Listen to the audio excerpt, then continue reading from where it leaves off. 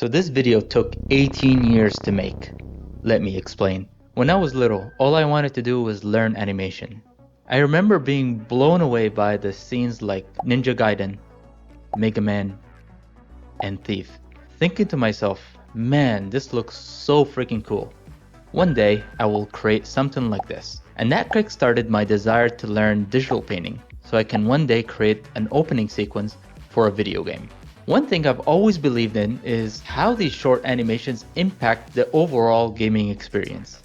They represent a clear upgrade from jam games to retail quality products. To me, it almost feels like the difference between walking with a towel wrapped around you versus walking with a proper robe. These cinematics give game designers a chance to tell a story from a completely different perspective. If you played Diablo 2, you'll remember how each chapter had an intro and outro scenes. Without these cinematics, the story wouldn't have hit nearly as hard.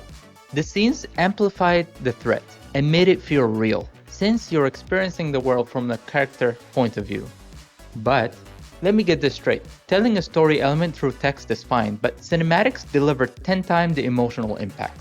For Duck Norris Tales, I wanted to start with a short cutscene explaining what triggered Duck Norris to embark on his crusade to cleanse the land and uncover the truth behind this invasion. And the story had to be simple yet engaging, with just the right touches of humor. So right off the bat, I began by creating a quick storyboard. Super rough sketches to ensure the narrative flow made sense. Once I was satisfied with the sequence, I went straight to Sprite and started sketching each scene. Since this would involve a full scene motion, I plan to use combination of frame-by-frame animations and GameMaker Studio's sequencing tool to optimize the workflow. And this is the story that I developed. It's Friday afternoon, and Duck Norris wants nothing more than to enjoy an ice cream cone before winding down for the weekend. As he approaches the ice cream shop and is about to take his first bite, the unthinkable happens.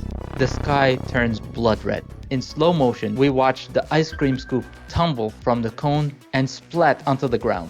And in the far distance, we see aliens descend and unleashing destruction.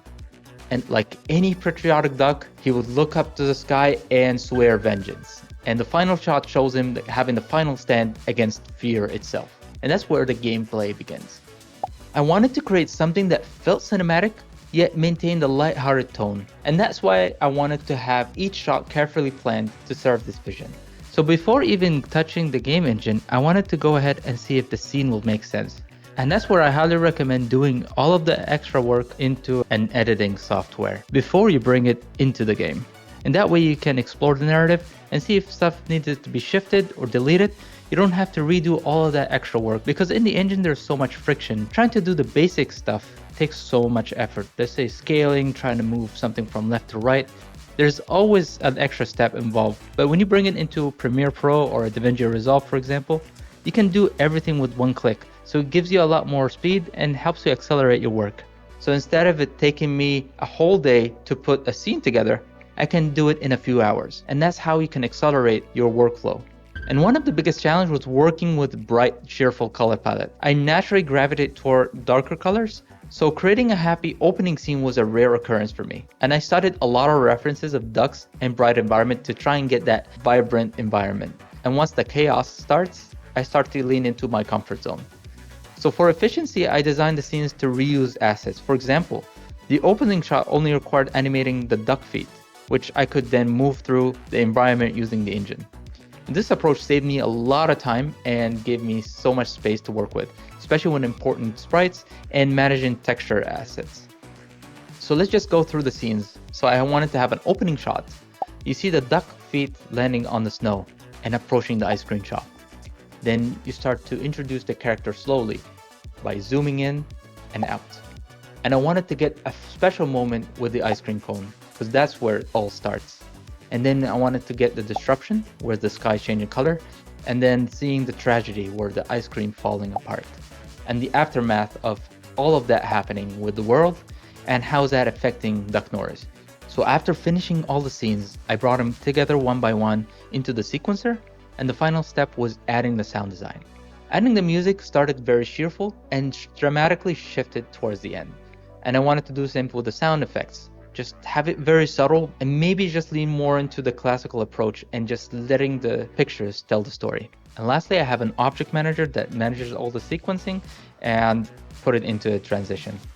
So when all the elements came together, the animation, timing, and sound, the result was very close to what I wanted. There are some technical issues that I had to deal with, and I know that I'm gonna redo some of the animations in the future, but this is very close to the vision that I had in mind. The opening sequence is not only introduce the player to Duck Norris, but also the motivation, and it sets the tone of the whole adventure. And this is how it all looks like.